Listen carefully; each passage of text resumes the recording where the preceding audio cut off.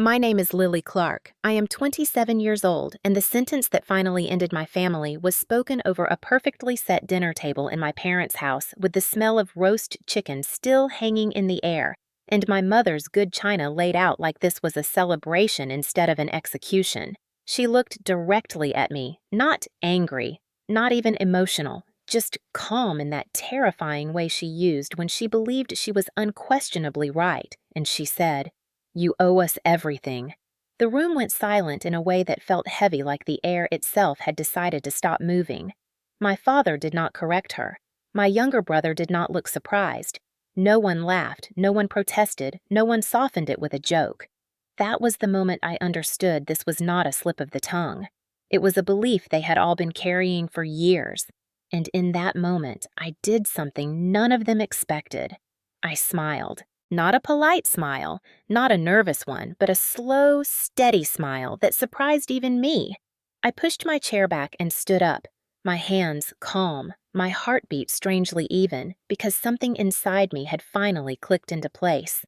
For most people, that sentence would have shattered them. For me, it clarified everything. I had spent my entire life trying to earn a sense of belonging in that room, trying to be useful, trying to be grateful, trying to be the daughter who did not cause problems. And suddenly, I could see the truth with brutal clarity. This was not love. This was ownership. As I stood there, my mother kept talking, listing sacrifices, listing years, listing things she said they had done for me, her voice gaining confidence now that she thought she had finally said out loud what she had always believed. She spoke about raising me, about feeding me, about the roof over my head, about how much easier my life had been because of them. She spoke as if I were an investment they were now collecting on, not a person. My father nodded along his jaw, tight, his hands folded like this was a meeting he had rehearsed. My brother leaned back in his chair, arms crossed, avoiding my eyes. I realized then that this conversation had been waiting for me. They had been ready for it. I was the only one who had not known it was coming. The strangest part was not the cruelty of the words, but how familiar they felt, as if every comment, every dismissal, every time my needs had been minimized over the years had been leading here. As my mother spoke, memories stacked themselves neatly in my mind like files snapping into order. The jobs I took too early, the money I handed over without question, the plans I postponed, the times I was told now was not the right moment for me. All of it suddenly made sense.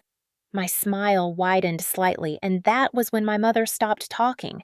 She frowned, confused, almost offended by my reaction. She expected tears. She expected anger. She expected me to sit back down and apologize.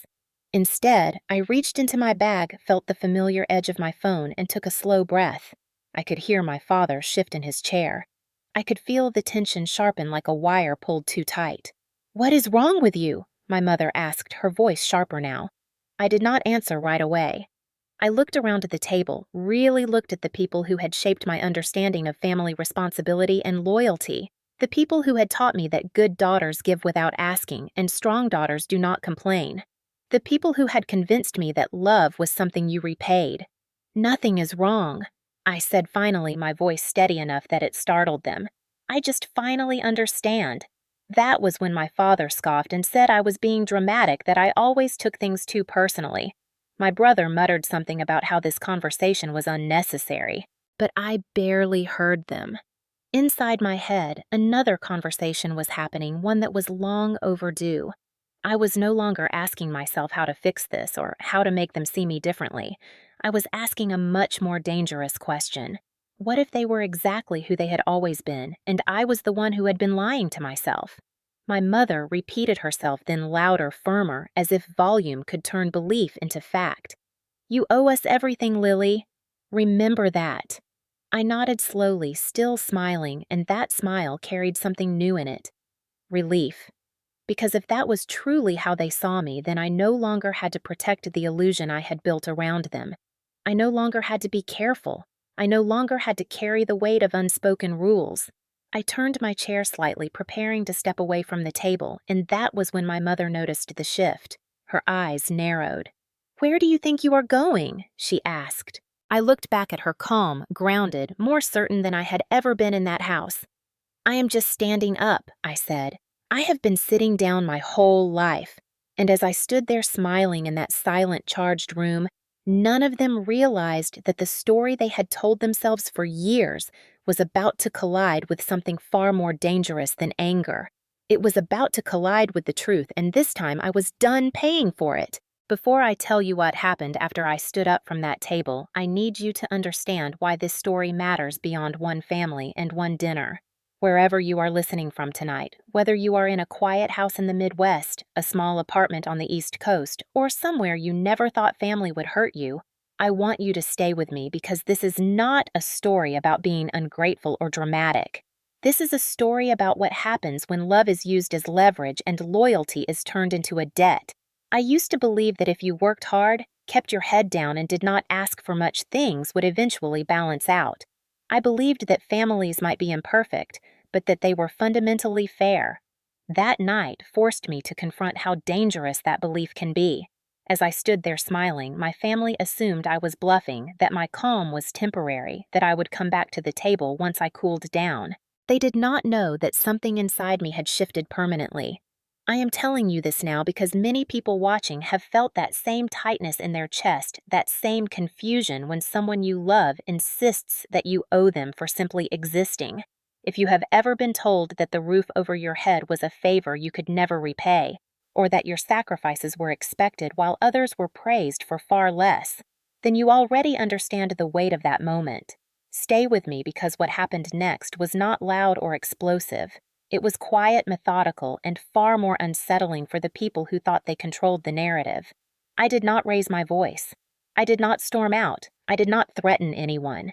Instead, I let them talk because when people believe they are right, they reveal more than they realize. That dinner was not the beginning of the conflict. It was the moment the mask slipped far enough for me to see the full shape of what I had been living inside. My mother believed she was teaching me a lesson. My father believed he was restoring order. My brother believed this was simply how families worked. None of them considered that I might finally be done agreeing. If you are still listening, ask yourself one question and be honest about the answer. What would you do if the people who raised you decided that your entire life was something you needed to pay back, not with gratitude, but with obedience, not with love, but with silence? I stayed calm because anger would have made it easy for them to dismiss me.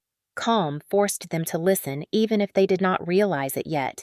And as I stood there feeling the strange relief that comes with clarity, I made a decision that would change everything.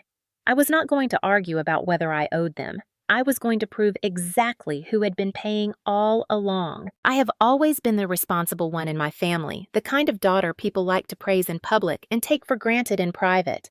I am Lily Clark, 27 years old, and responsibility has followed me like a shadow since I was old enough to understand that being easy made life smoother for everyone else. I grew up learning how to anticipate needs before they were spoken, how to keep the peace, how to fill in gaps without being asked. When I was 16, I took my first job after school, not because we were struggling to eat, but because my parents said it would build character and help the household. I handed over part of every paycheck without complaint, proud that I could contribute, proud that I was helping. At the time, it felt like love in action. I told myself that families worked because everyone did their part. No one ever sat me down and explained what my part would eventually cost. Through high school, I balanced classes with work, watching my friends worry about grades and dances while I worried about schedules and deposits. When I graduated, there was no talk of gap years or finding myself. The message was clear and consistent.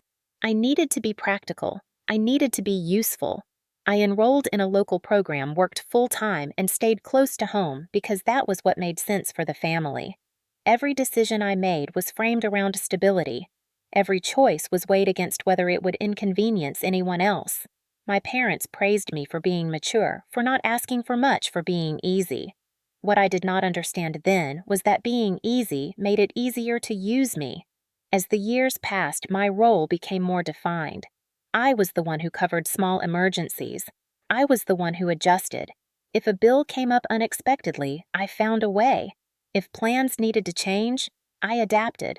When my parents talked about the future, they spoke in vague terms that always seemed to exclude me. They talked about security and opportunity, about making sure the family was taken care of, and I believed that included me. I believed that the money I contributed, the time I gave, the flexibility I offered were part of something shared. When I started working in administrative coordination and bookkeeping, it felt like a natural extension of who I already was. Organized, reliable, invisible. I kept track of numbers all day for other people, making sure everything balanced, making sure nothing was missing. I did it well, and I took pride in it. What I did not realize was how rarely anyone had ever done the same for me. My parents liked to tell people how proud they were of my work ethic. They liked to say I had always been independent. That word became a quiet excuse. Independent meant I did not need help. Independent meant my needs could wait. Independent meant that whatever I gave was a choice, even when it never felt like one. Family gatherings followed a familiar pattern. I listened more than I spoke. I cleaned up without being asked. I smiled at jokes that landed at my expense. When conversations turned to money or plans, I stayed quiet, trusting that things were being handled fairly. It never occurred to me that fairness was not part of the equation. Looking back now, I can see how carefully the roles were assigned. My parents needed someone dependable, someone who would not question too much, someone who would absorb pressure without pushing back. I became that person without realizing I had a choice. The praise I received was always tied to what I provided. You are so helpful. You are so understanding. You never cause trouble. Each compliment was a quiet instruction to keep doing exactly what I was doing. By the time I reached my mid-20s, responsibility had stopped feeling like a virtue and started feeling like a weight. I was tired not physically, but in a deeper way that comes from constantly managing other people's expectations. Still, I told myself this was temporary. Families go through phases.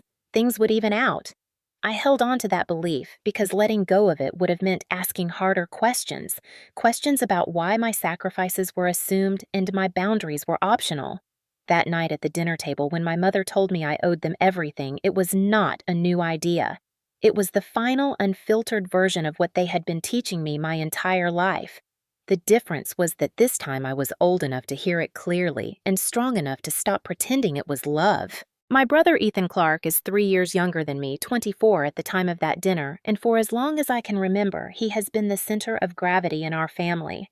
Everything bent toward him. His interests mattered more. His mistakes were softened. His future was spoken about with pride and certainty, while mine was treated like something flexible, something that could be adjusted around everyone else. When Ethan was a child, my parents called him driven. When he forgot chores, they said boys matured differently. When he struggled in school, they hired tutors. When I struggled, they told me to work harder. The difference was never discussed out loud, but it was enforced daily in small, unmistakable ways. Ethan was encouraged to dream. I was encouraged to help. When it came time for college, the contrast sharpened.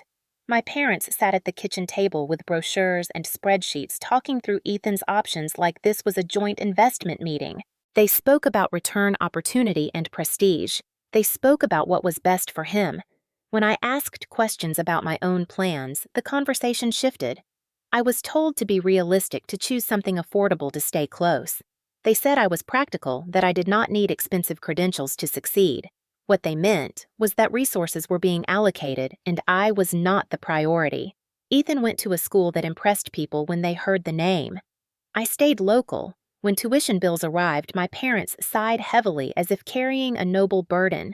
When my expenses came up, they reminded me that independence was a strength. They framed every dollar spent on Ethan as an investment in the family and every dollar withheld from me as a lesson in responsibility. It was subtle enough that I questioned myself. Maybe I really was better suited to take care of myself. Maybe this was fair.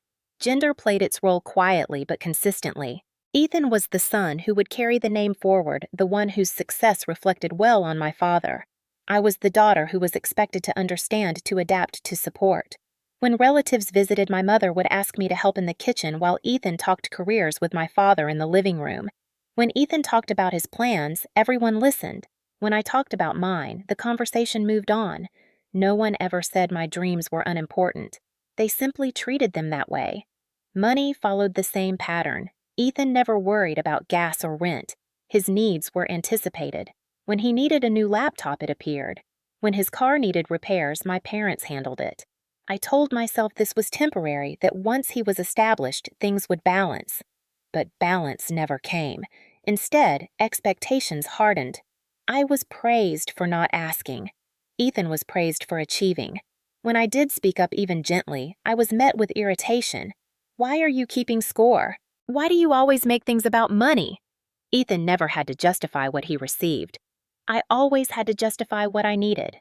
Over time, resentment crept in, but I buried it under responsibility. I told myself families were imperfect, that love showed up in different forms. I did not want to believe that my value was measured by how much I could give without complaint. The night of that dinner, as my mother spoke about sacrifice and debt, I watched Ethan closely. He did not look shocked. He did not look confused. He looked uncomfortable, like someone who had always known the rules and hoped they would never be said out loud. When my mother said I owed them everything, Ethan shifted in his chair but said nothing. That silence was louder than any insult. It told me he accepted this version of reality because it benefited him.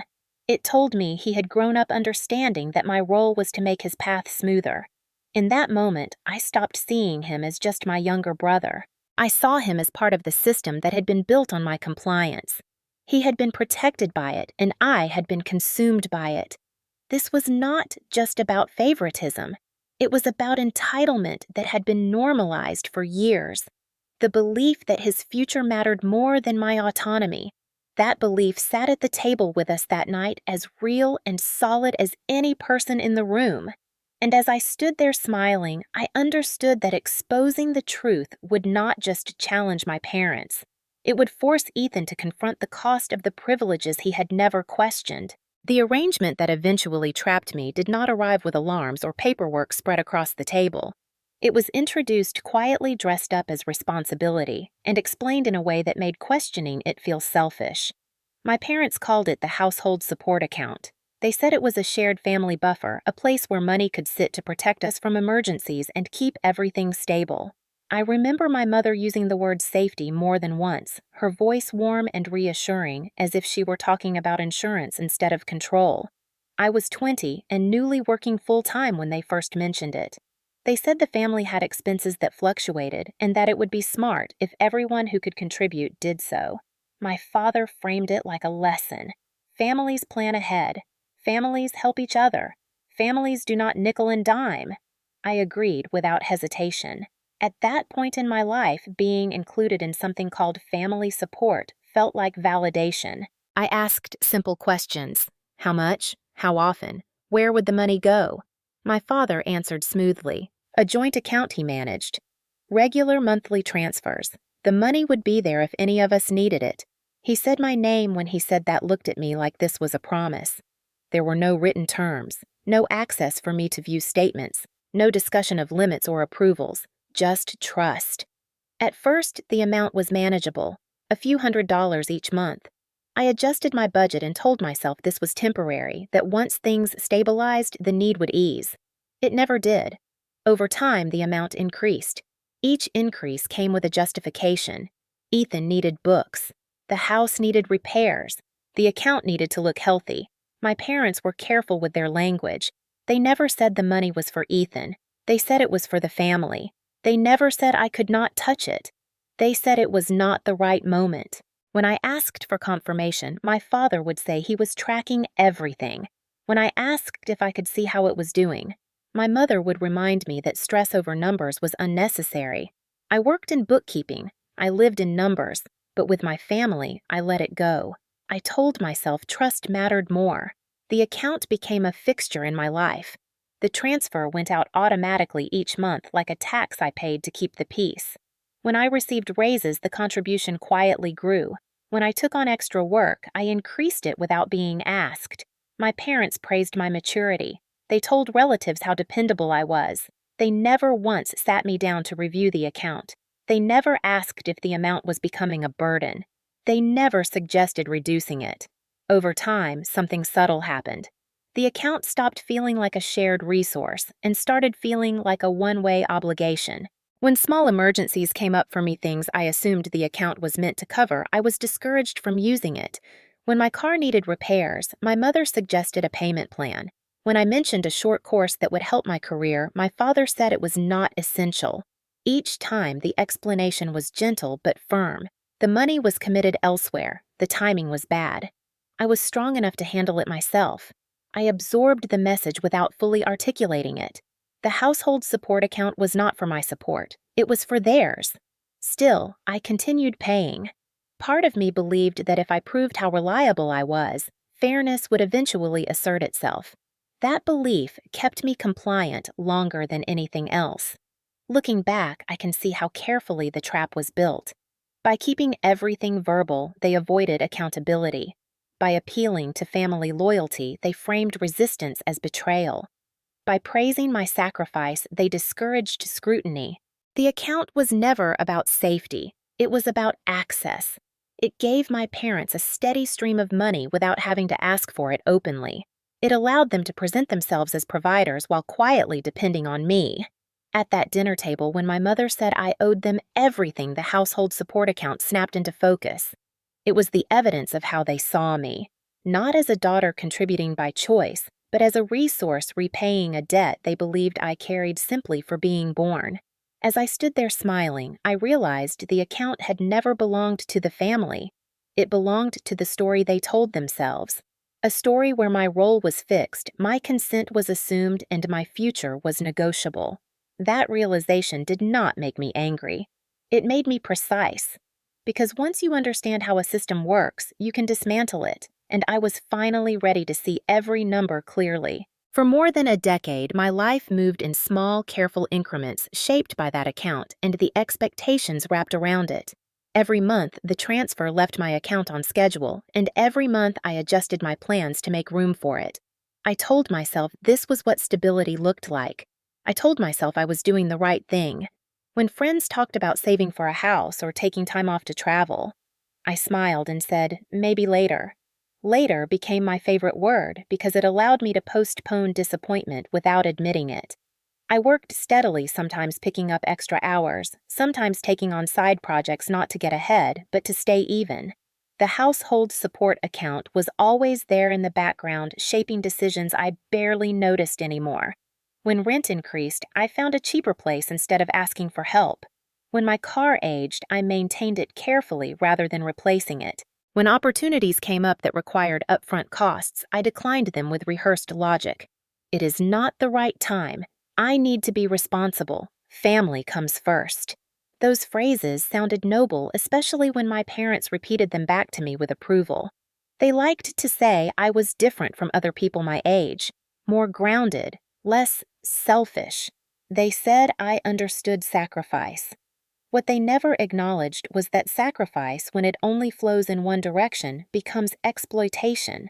The years blurred together, marked by small moments that now stand out with painful clarity.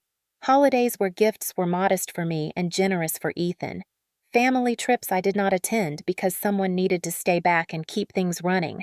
Conversations where my concerns were brushed aside because there were bigger priorities. Each instance felt minor on its own. Together, they formed a pattern that shaped my sense of worth. I learned to measure myself by usefulness. I learned to downplay my needs before anyone else had the chance. My parents reinforced this quietly. When I hesitated about increasing my contribution one year, my mother sighed and reminded me how much pressure they were under. When I mentioned feeling stretched, my father said this was what adulthood looked like. Responsibility meant discomfort. Ethan never heard those speeches. He heard encouragement. He heard reassurance. He heard about potential and payoff. I heard about duty. Gender was never mentioned outright, but it hovered over everything. My parents talked about protecting Ethan from stress so he could focus. They talked about trusting me to handle things because I was capable. Capable became another word for expendable.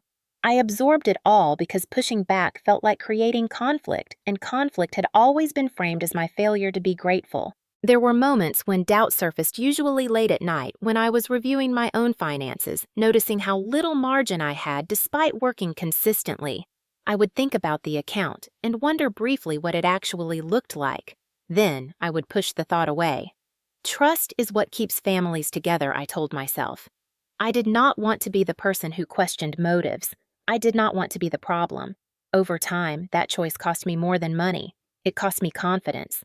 I stopped imagining bigger versions of my life. I learned to keep my goals small enough not to disrupt anyone else. The quiet toll showed up in ways that were easy to dismiss. Fatigue that never quite lifted. A sense of being behind even when I was doing everything right. A constant calculation of what I could afford to want. My parents interpreted my endurance as proof that their system worked. They pointed to my stability as evidence that they had raised me well. They did not see the trade-offs, or if they did, they considered them acceptable. The most painful realization came later when I understood that my sacrifices were not invisible. They were noticed. They were simply expected. The comfort Ethan enjoyed was built in part on the space I made by stepping back. The household support account was not just money. It was time, opportunity, and emotional labor, quietly converted into someone else's advantage. By the time that dinner arrived, the weight of those years had already done its work. When my mother said I owed them everything, she was not inventing a belief. She was articulating the logic that had governed my life for years. Standing there smiling, I could finally see the full cost of what I had given. And for the first time, instead of shrinking from that knowledge, I accepted it. Because understanding the price was the first step toward refusing to keep paying it. The first red flags did not arrive as accusations or raised voices. They came quietly disguised as concern wrapped in the language of responsibility that had always kept me compliant. I remember the first time I asked about using the household support account for myself. My car had started making a sound that no amount of careful driving could ignore, and the estimate from the mechanic was more than I could cover comfortably that month. Sitting at the kitchen counter, I mentioned it casually, assuming this was exactly the kind of situation the account was meant for. My mother did not look up from what she was doing. She said now was not a good time. She said things were tight. She said we should not dip into the fund unless it was absolutely necessary. I felt embarrassed for asking like I had violated an unspoken rule. I paid for the repair myself and told myself it was fine.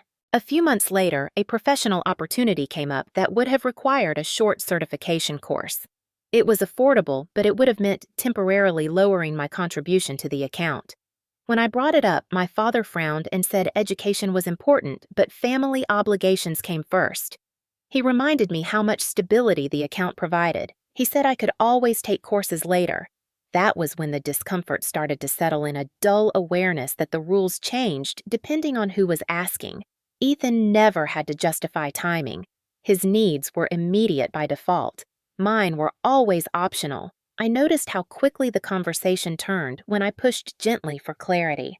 If I asked how much was in the account, my mother accused me of worrying too much. If I asked what the long-term plan was, my father said I was overthinking things. Each question was met with irritation rather than answers. It was subtle but consistent. Curiosity was treated like disloyalty. Transparency was framed as distrust. I began to recognize the pattern even as I tried to ignore it. When Ethan needed money for books one semester, the transfer happened without discussion. When the house needed repairs, my contribution increased automatically. When I mentioned that my own savings were falling behind, my mother reminded me how lucky I was not to have student debt like my brother. She said I should be grateful. Grateful became the word that shut everything down. It implied that wanting clarity was a character flaw. It implied that asking for balance was selfish.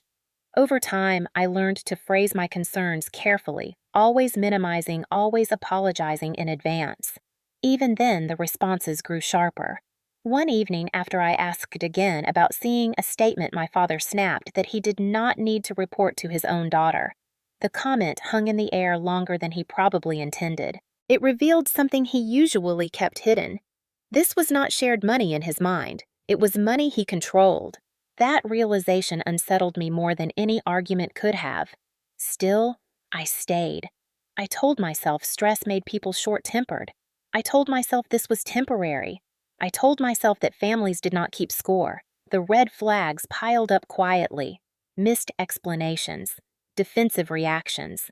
a growing gap between what I was told and what I observed. I noticed how my parents seemed less anxious about money over time, even as my contributions increased. I noticed new furniture, upgraded appliances, small signs of comfort that did not match their constant warnings about scarcity. When I asked about it, my mother smiled and said they were managing. She said I did not need to worry about adult things. The irony of that statement did not escape me. I was adult enough to fund the household, but not adult enough to understand it. The most telling red flag came the year I had a minor medical expense that stretched my budget thin. I mentioned it hesitantly, hoping for some acknowledgement. My mother listened, then suggested I set up a payment plan. She reminded me that the family fund was tied up. That phrase stuck with me. Tied up where? Tied up how? I did not ask, but the questions lingered. Each red flag alone was easy to rationalize. Together they formed a picture I did not want to see. They suggested intent, not chaos. Control, not confusion. By the time I stood up from that dinner table smiling, those red flags were no longer background noise. They were evidence. Evidence that the system I had trusted was designed to benefit everyone except me. By the time I noticed the red flags, the environment in my parents' house had already shifted in ways I could not ignore. The control was no longer just financial. It had seeped into how conversations were handled, how disagreement was punished, and how fear was used to keep me quiet. Whenever I tried to talk about the account or my contributions, the tone changed instantly. My mother would sigh heavily as if my questions were a personal attack. She would tell me I was being dramatic, that I always assumed the worst, that I had a tendency to overthink things that were simple. If I persisted, she would bring up everything they had ever done for me, reciting it like a ledger meant to erase my right to ask anything at all. My father took a different approach. He raised his voice. Not shouting at first, but firm cutting, designed to end the conversation. He would say that questioning him was disrespectful, that he did not answer to his children, that this was his house and his responsibility. The message was clear. My role was to contribute, not to understand. Over time, those reactions trained me to hesitate before speaking. I began editing my thoughts in my head, anticipating which version of me would cause the least resistance. The more I complied, the more the pressure increased. Gaslighting became their most effective tool. When I pointed out inconsistencies, they told me I was misremembering. When I mentioned promises that had been made, they insisted I had misunderstood. When I brought up past conversations, they accused me of twisting words. After enough repetitions, I started doubting myself. I wondered if I really was too sensitive. I wondered if my expectations were unreasonable. That doubt kept me trapped far longer than anger ever could have. The emotional abuse escalated in subtle ways. If I seemed tired or withdrawn, my mother would accuse me of being ungrateful. She would remind me how much stress she was under and how selfish it was of me to add to it. My father would step in as the authority, telling me to stop creating problems, telling me I was upsetting my mother. Conflict was reframed as my failure to be loving enough. Even silence was criticized. If I pulled back, they accused me of being cold. If I complied, they demanded more. There was no position where I could stand without being wrong. The worst moments came when frustration tipped into intimidation. I remember one evening when I pushed too hard, asking again why I could not see a statement. My father slammed his hand on the table, not close enough to hurt me, but close enough to make the point. He told me I was crossing a line. My mother stood behind him, arms crossed, silent but approving. That image stayed with me. It was not just about money. It was about power. I was expected to back down, and when I did, the room relaxed as if order had been restored. These moments were followed by periods of calm, almost kindness. My mother would act as if nothing had happened, offering food, asking about work, telling me she loved me. That swing between pressure and normalcy made it harder to trust my instincts. If everything went back to normal so quickly, maybe I had imagined the severity. That cycle kept me stuck. It also protected the system they had built. Gender bias wove through it all. My brother never experienced these confrontations. When he needed something, it was discussed openly. When he expressed frustration, it was validated. When I did the same, it was pathologized. I was told women were emotional, that I took things personally, that I needed to toughen up. Those comments were never framed as insults. They were framed as advice. Advice that always ended with me giving more and asking for less. The gaslighting extended beyond the house. I learned later that my parents had been telling relatives that I struggled financially, that I needed guidance, that they were constantly helping me. They painted themselves as patient providers dealing with a difficult daughter. That narrative served two purposes. It justified their control and it isolated me. If I ever spoke up, I would sound unstable compared to the calm, concerned image they projected. At the time, I sensed this shift but could not fully name it. I only knew that something about my family felt increasingly unsafe, not physically most of the time, but emotionally. There was an unspoken rule that my compliance kept the peace. Breaking that rule invited punishment. By the night of the dinner, the dynamic was fully set. My parents believed they had trained me well enough that I would always return to my place.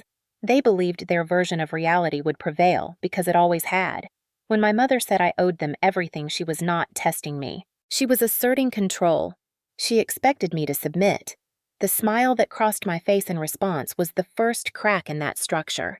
It signaled that the gaslighting had failed. I was no longer confused. I was no longer questioning my memory or my worth. I could see the pattern clearly. The control, the manipulation, the fear. Standing there calm and unmoved, I realized something that changed the balance instantly. They needed my belief in their story to keep this going. And for the first time, they did not have it. The dinner that changed everything was supposed to be ordinary. That was the most unsettling part of it. No raised voices at the start, no dramatic announcement, no warning that years of quiet control were about to surface. My mother had cooked one of her familiar meals, the kind she made when she wanted things to feel normal, when she wanted to remind everyone that this was a family that gathered and shared and stayed in line. The table was set neatly. My father poured drinks, and my brother Ethan talked about his upcoming graduation with the easy confidence of someone who had never doubted the ground beneath him.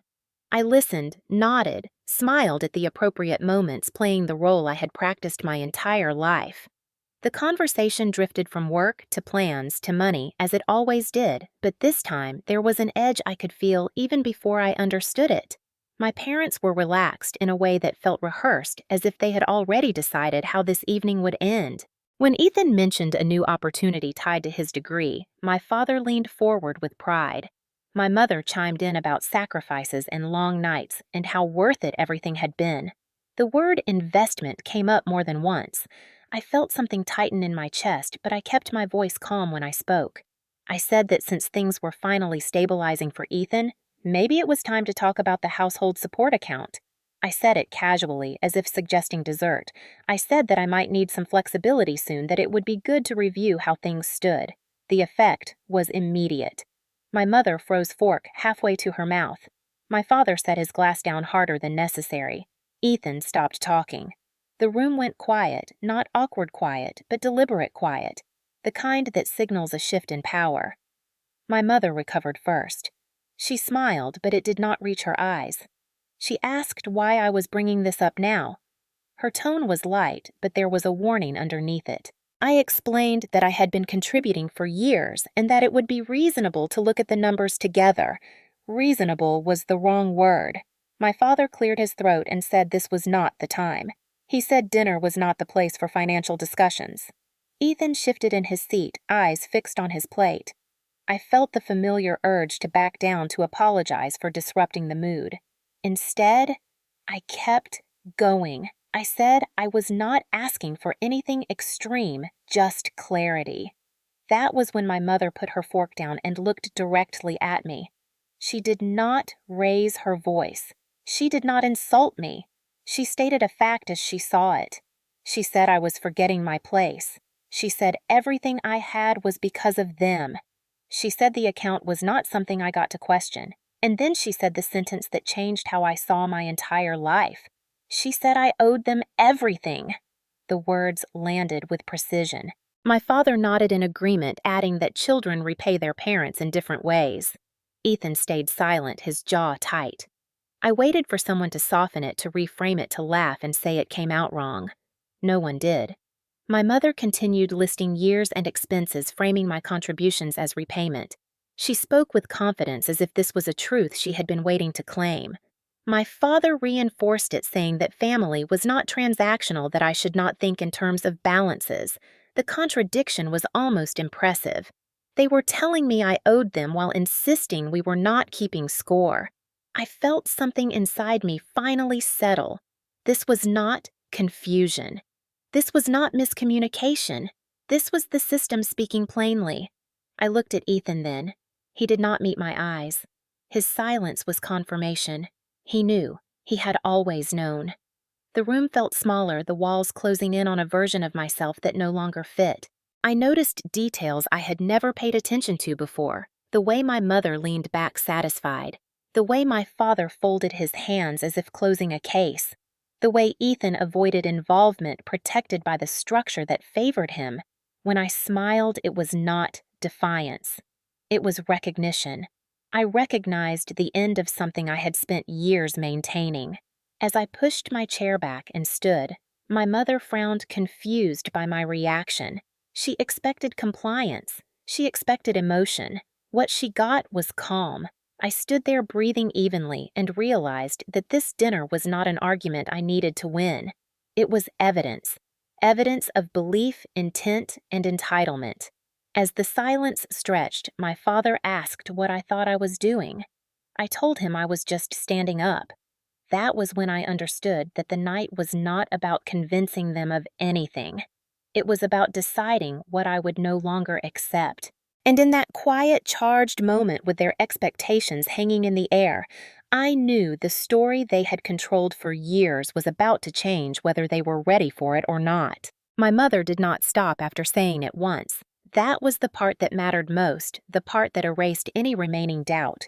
She repeated it slower this time, as if clarity came from emphasis.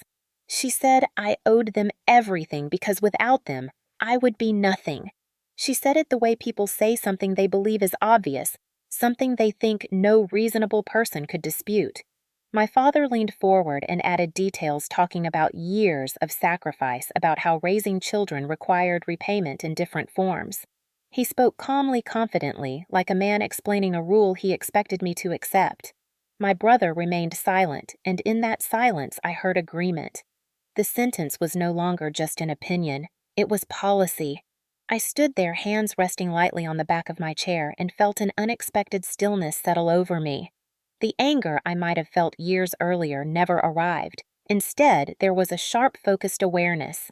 This was the clearest they had ever been. They were no longer hiding behind family language or concern. They were stating ownership.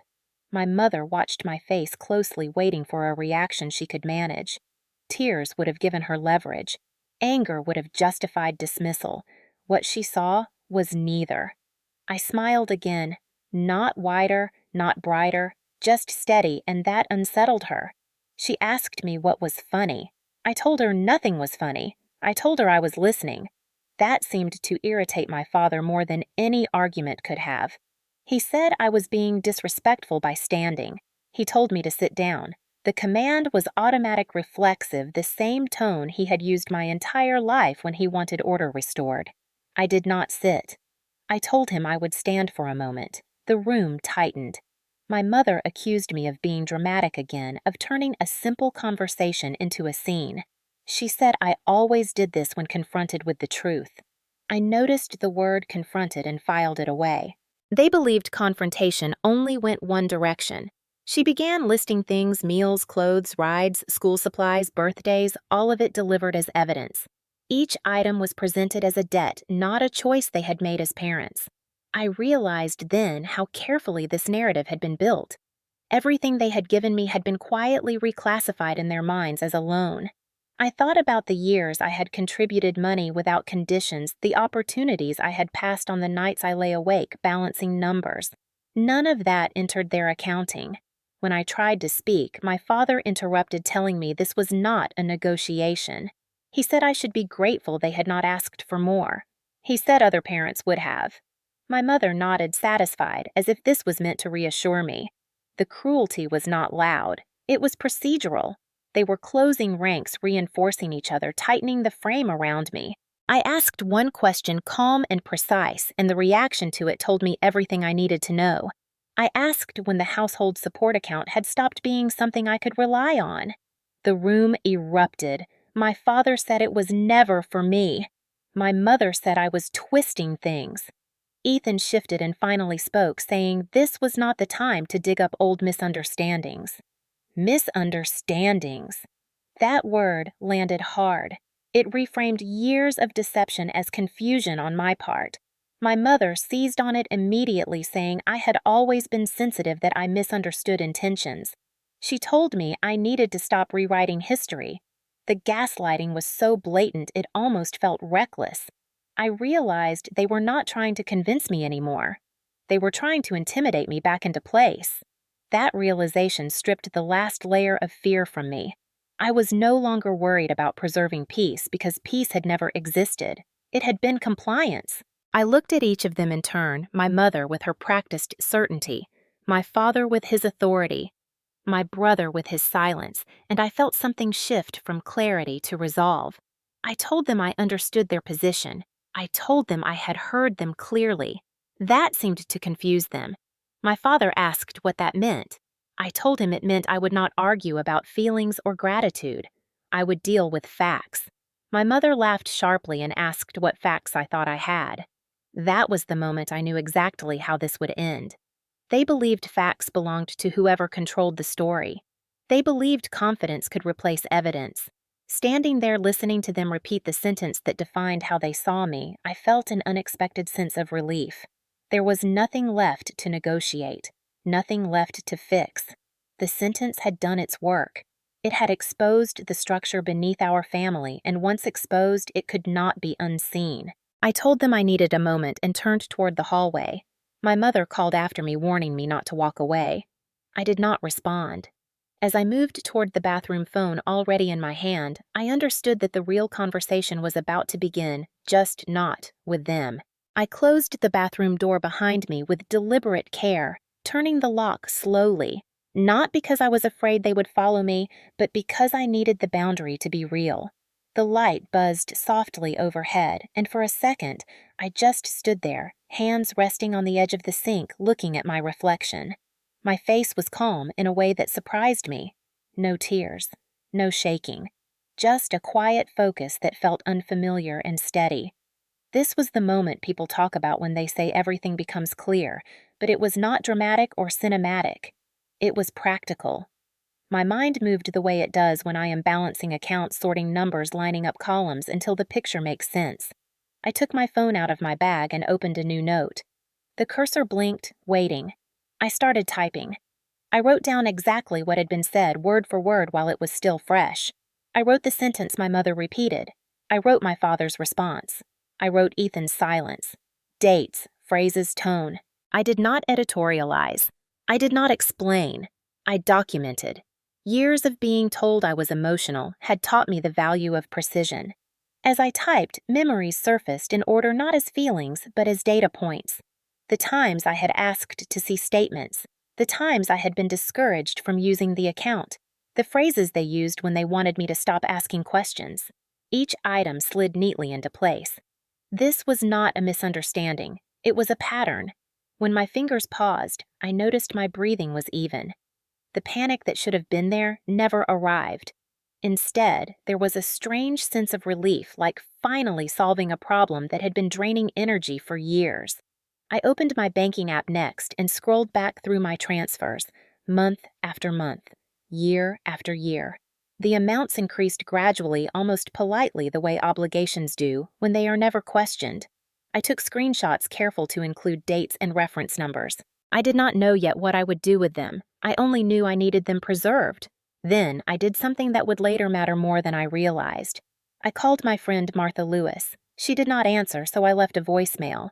I spoke slowly and clearly, stating my name, the date, and exactly what had happened at dinner. I repeated my mother's words.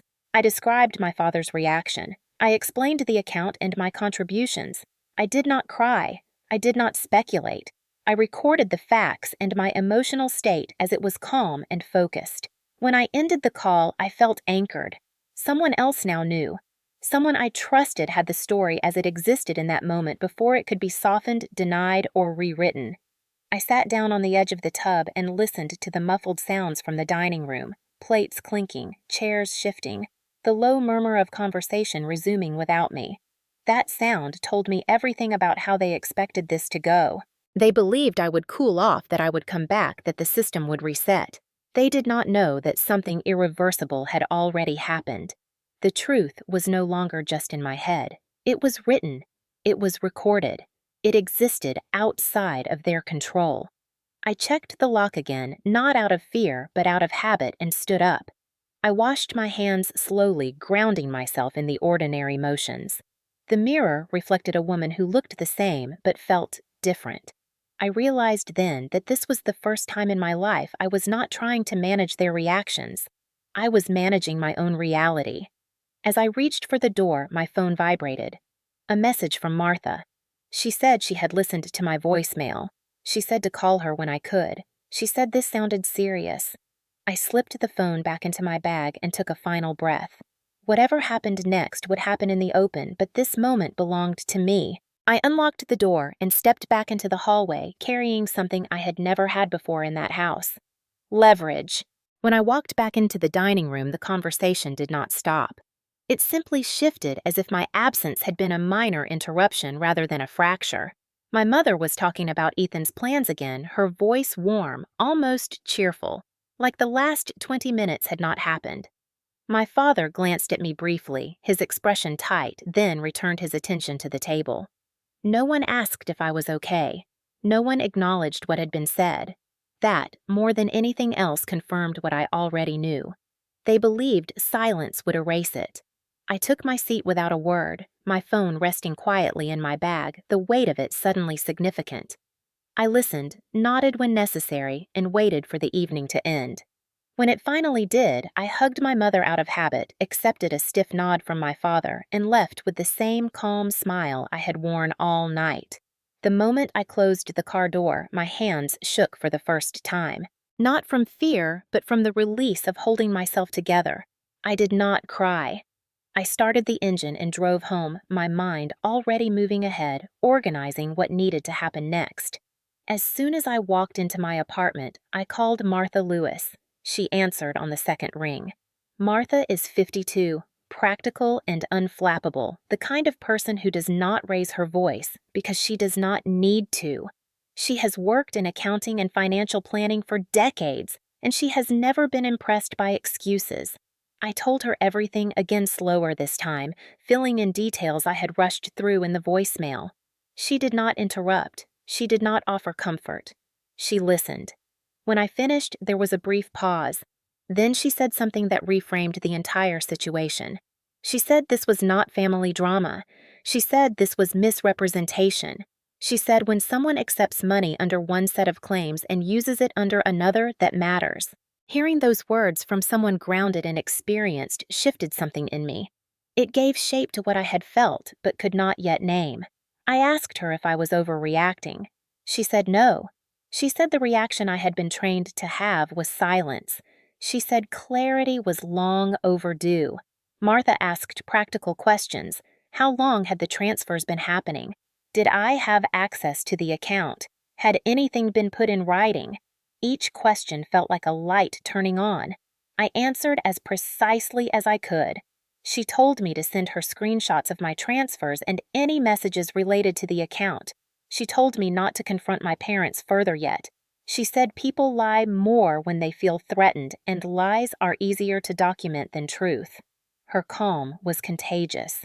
For the first time, I felt supported in a way that did not require me to shrink.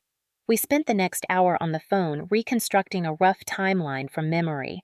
When I hung up, it was late, but I felt energized. I opened my laptop and began pulling bank statements highlighting my contributions month by month. The numbers were sobering, but they were also grounding. Numbers did not gaslight. They did not change their story. They simply existed.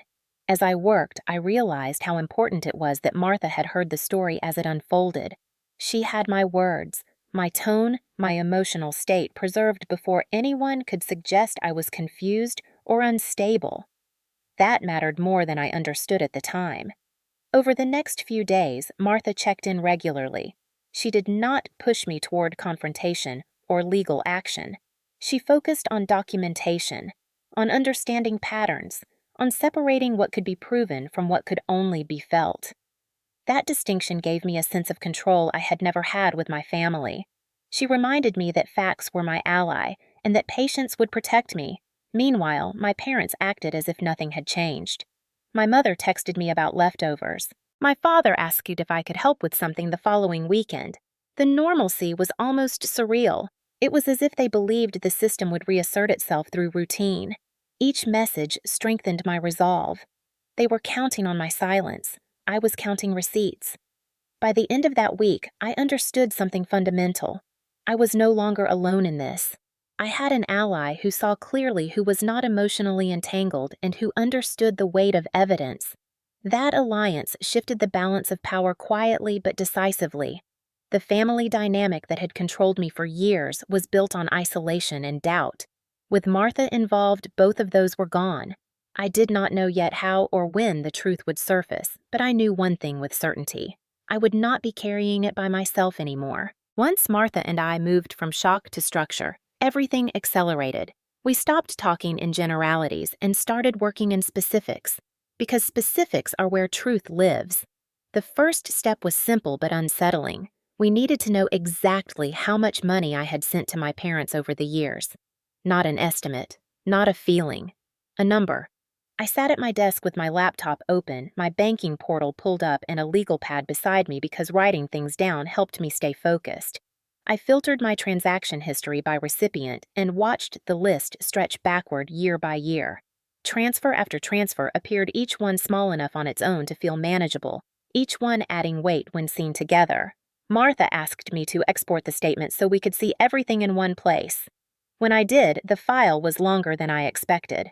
The earliest transfers dated back more than 10 years to a time when I was barely out of my teens and trusted my parents without question. We began sorting the data chronologically, labeling each month, each increase, each note attached to the transfers. The pattern was immediate and undeniable. The amount started modestly and grew steadily, almost invisibly, as my income increased. There was never a decrease. There was never a pause. Even during months when my own finances were strained, the transfer went through. Seeing it laid out like that felt like looking at someone else's life. Martha suggested we calculate the total before attaching any meaning to it. She said numbers should speak first. I watched the spreadsheet sum the columns, the cursor blinking for a moment before the final figure appeared. The number sat there quietly, unremarkable in font, devastating in implication. It was just over $110,000. I stared at it longer than I expected to. That number represented years of restraint, of saying no, of choosing stability over growth. It represented opportunities deferred and confidence eroded. Martha let the silence stretch. She did not rush me. When I finally spoke, my voice was steady. I said that number explained more about my life than any argument ever had. We did not stop there. Martha said totals were important, but timelines told stories. We aligned the transfers with major events in my family. Ethan starting college. Ethan switching programs. The house renovation my parents had insisted they could barely afford. The years my contribution increased coincidentally alongside his expenses. Each alignment added another layer of clarity. This was not random. This was coordinated. When I mentioned the times I had been discouraged from using the account for myself, Martha asked me to note those dates as well. We added them to the timeline, marking when I had asked for help and when I had been told it was not possible. The overlap was striking. The periods when I was denied access lined up almost perfectly with times when money was flowing out for someone else. That realization landed harder than the total itself. It demonstrated intent. It showed decision-making. This was not a misunderstanding about family support. It was a system designed to prioritize some needs while suppressing others. As we worked, I remembered conversations that had not made sense at the time. My mother telling me the account was tied up. My father saying funds were committed. Those phrases now had context. They were not vague excuses. They were admissions spoken casually because they never expected me to connect the dots. Martha suggested we document not just the financial data, but the language used around it. She said patterns of speech mattered. We added notes about the exact phrases my parents used when I asked questions, the way those phrases shifted depending on who was asking. The more we documented, the calmer I felt. The chaos I had carried internally was resolving into structure. This was how my mind worked best. Order restored power. By the end of the second day, we had a comprehensive record: transfers, dates, amounts, correlations. It was more thorough than anything my parents had ever offered. Looking at it, I felt a mixture of grief and resolve. Grief for the younger version of me who believed loyalty would be reciprocated. Resolve because that belief had been replaced with something sturdier: evidence. Martha reminded me that this was only my side of the ledger. She said the next step was understanding how my parents had represented these funds elsewhere. Had they told relatives the same story they told me? Had they portrayed themselves as struggling or self-sufficient? That would matter later. For now, she said the priority was preservation. We backed up the files in multiple places. We printed copies. We organized everything clearly as if preparing for an audit. That framing helped me emotionally. This was not a family argument. This was a financial record. When we finished, Martha leaned back and said something quietly that stayed with me. She said people who rely on manipulation panic when facts appear. She said I should expect pushback once this surfaced. But she also said facts change the conversation permanently. You cannot unknow them. That night after we ended the call, I sat alone with the spreadsheet open on my screen. The number did not look different than it had earlier, but I did. I was no longer guessing. I was no longer questioning my memory or my worth. I knew exactly what I had given, exactly when, and exactly how it had been used. That knowledge did not make me bitter. It made me deliberate. The story my parents told themselves depended on my silence and confusion. Both were gone. For the first time, I was not reacting. I was preparing. Once the numbers were clear, the emotions receded even further. What replaced them was something sharper and more decisive. Martha and I were no longer asking whether my parents had crossed a line. We were asking how deliberately they had done it. Intent matters. In families, intent is often hidden behind habit and tradition. But when money is involved, patterns reveal motive in ways words cannot. We revisited the timeline this time, focusing on moments when I had explicitly tried to use the household support account for myself. Each request had been met with a similar response phrased differently, but carrying the same meaning. Not now. It is complicated. The money is committed. You can handle it. On their own, those responses sounded reasonable. Together, they formed a wall. Martha asked me to list every instance I could remember, even ones that felt insignificant. We added them in order: a car repair, a short professional course, a medical expense, a brief period of reduced hours at work. Each time I had been told to find another way. Each time I had complied.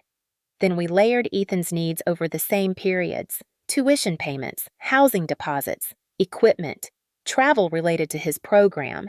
The overlap was precise enough to be uncomfortable. When I was denied access, funds were leaving the account. When I increased my contribution, new expenses appeared. This was not coincidence. It was allocation. My parents were making choices. They were choosing whose future to protect and whose to delay. The realization carried a different weight than anger. It carried certainty. Martha pointed out something else I had missed. My parents had never offered to reduce my contribution even temporarily during times when my income dipped. They had never suggested a pause. That told us something important. They were not reacting to financial stress. They were maintaining a revenue stream.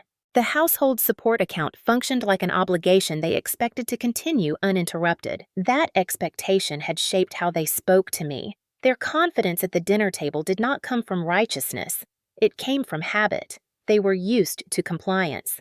We examined the language they used when Ethan needed something. The tone shifted. Urgency replaced caution. Support replaced restraint. There were no lectures about timing or responsibility. His needs were framed as investments, not drains. Mine were framed as inconveniences. Martha called this differential treatment. I called it the clearest explanation I had ever received for my life. The pattern extended beyond money. When Ethan succeeded, my parents spoke about family pride. When I struggled, they spoke about personal resilience. One was collective, the other was isolating. Gender expectations underpinned it all. My parents never said sons mattered more than daughters, but their actions said it repeatedly. I was expected to absorb strain quietly. Ethan was expected to be shielded so he could thrive. That belief justified everything else. Martha asked if I had ever been told directly that my contributions were repayment. I told her no. That had only been said aloud at the dinner. She nodded and said that mattered. It meant the rule had existed long before it was spoken. People do not invent beliefs under pressure, they reveal them. The sentence my mother repeated was not new, it was the conclusion of years of practice. That understanding reframed my fear. I had worried that confronting my parents would lead to denial and confusion. What I now saw was that denial had already happened, just not on my side. They had denied my autonomy for years. They had denied my right to informed consent. Consent was the key word Martha kept returning to. Had I knowingly agreed to fund Ethan's education? No. Had I been told my contributions were loans or gifts? No. Had I been allowed access to information? No. Each, no added weight to the same conclusion. This was not generosity. It was deception. We documented the pattern carefully separating facts from interpretation. Dates, amounts, requests, responses, outcomes. When we finished, the pattern was undeniable, even without commentary. It told a story that did not require embellishment. My parents had controlled information to control behavior. They had leveraged family loyalty to secure ongoing support. They had discouraged transparency because transparency would have ended the arrangement. Seeing it laid out stripped the last traces of guilt from me. Guilt thrives in ambiguity. Clarity dissolves it. That night, as I reviewed the compiled document alone, I felt something close to calm satisfaction. Not because anyone had been exposed yet, but because the truth was complete. I was no longer dealing with fragments or feelings. I was dealing with a system, and systems can be challenged. The next steps would require timing and restraint, but the foundation was set. The pattern of intent was established, and once intent is clear, accountability is only a matter of method. The next layer of the story surfaced quietly the way truths often do when people assume no one is comparing notes. Martha suggested we look beyond my parents' version of events and see how they had represented my situation to others. At first, I resisted. The idea of pulling extended family into something this painful felt invasive, even unfair. But Martha reminded me that narratives do not exist in isolation. If my parents were confident enough to control me, they were likely confident enough to control the story around me. That confidence usually leaves traces. I started with my Aunt Helen, my father's sister, someone who had always been polite but distant. I called her under the pretense of catching up. We talked about weather work, ordinary things, and then she hesitated and asked how I was managing financially. The question was too specific to be casual. I asked her what she meant. She paused, then said my parents had mentioned I struggled sometimes and that they were helping me get back on my feet. The words landed heavily. Helping me. I asked when they had said that. She mentioned a holiday dinner from the previous year.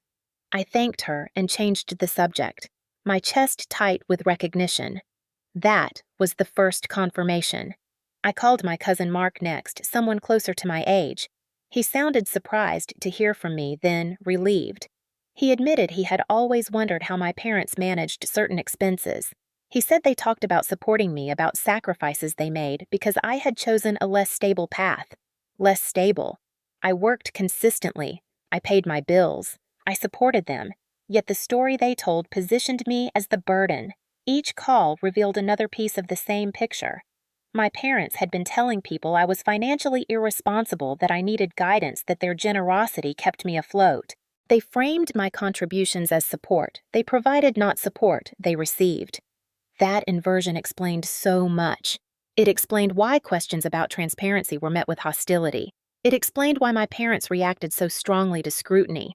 They were not just protecting money. They were protecting a reputation built on my silence. The most painful conversation was with my grandmother.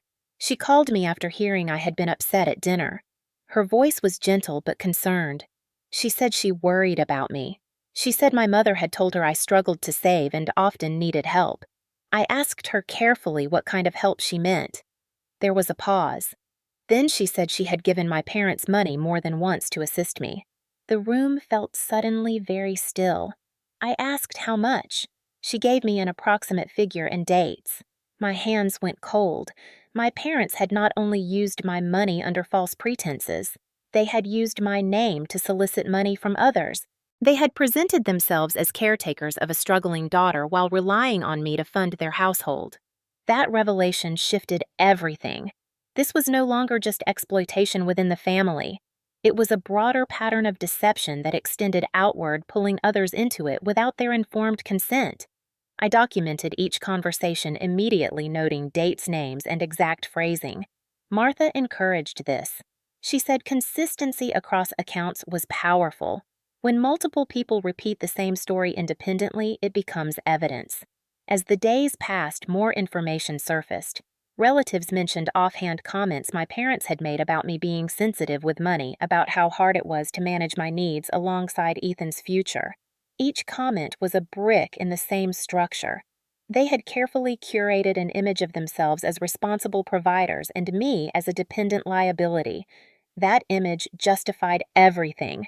It justified taking my money. Oh, it justified denying me access. It justified the sentence my mother had spoken so confidently at dinner. "You owe us everything." In their minds, they were owed because they had been carrying me. The truth was the opposite. I was carrying them, and they were ensuring no one noticed.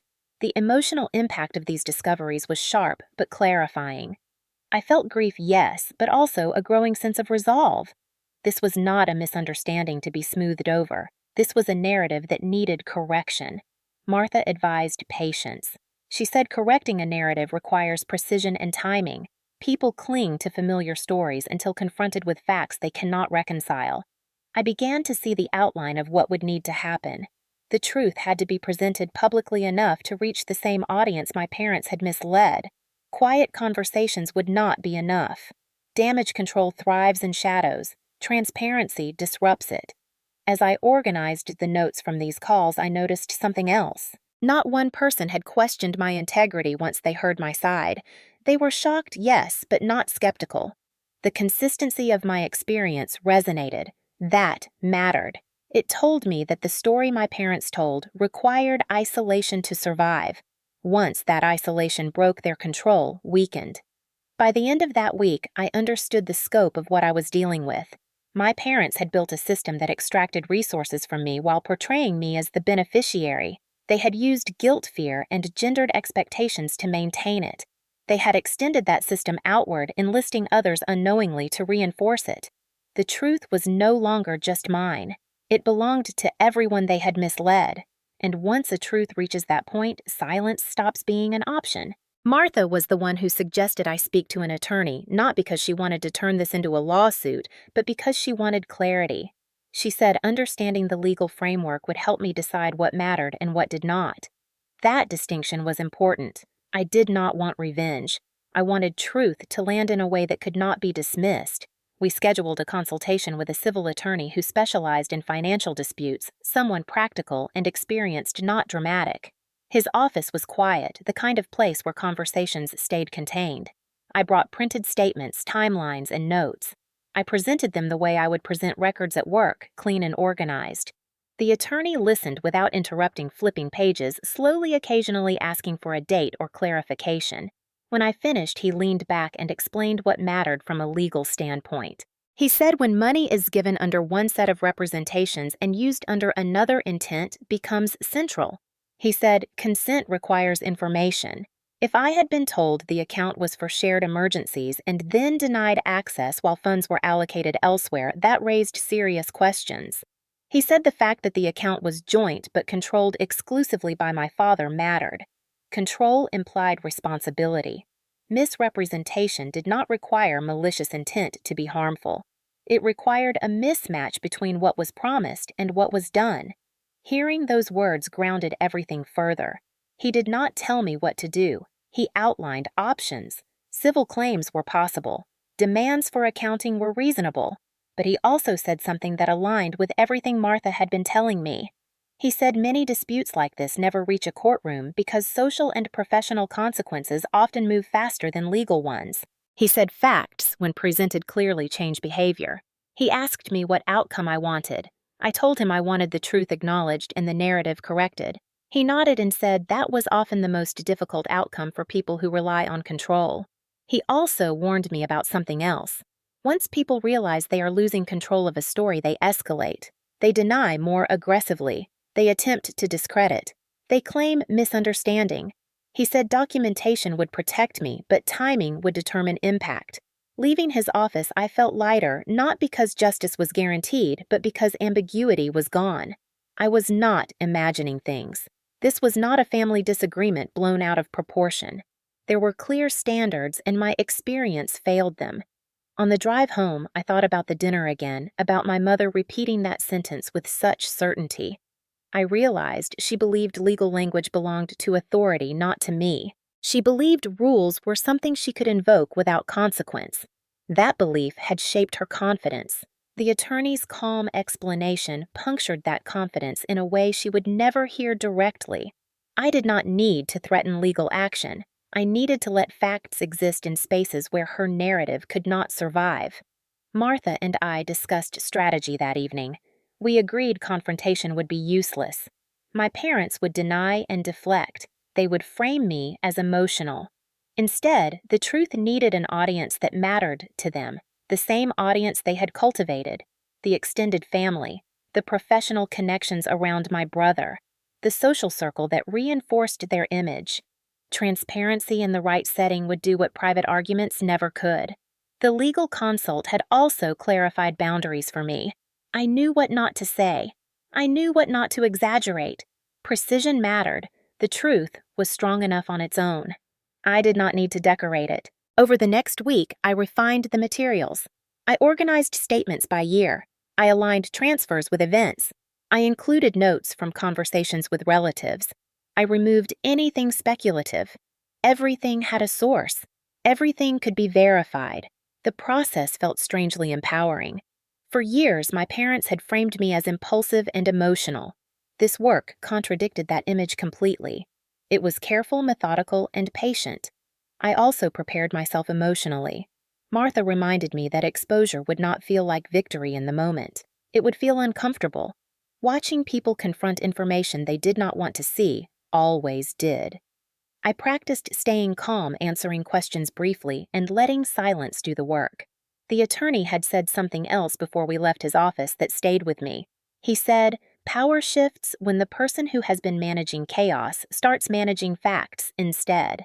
That sentence became my anchor. By the end of that week, the path forward was clear. I was not going to accuse. I was going to present. I was not going to argue. I was going to document. And I was not going to do it privately where denial could flourish.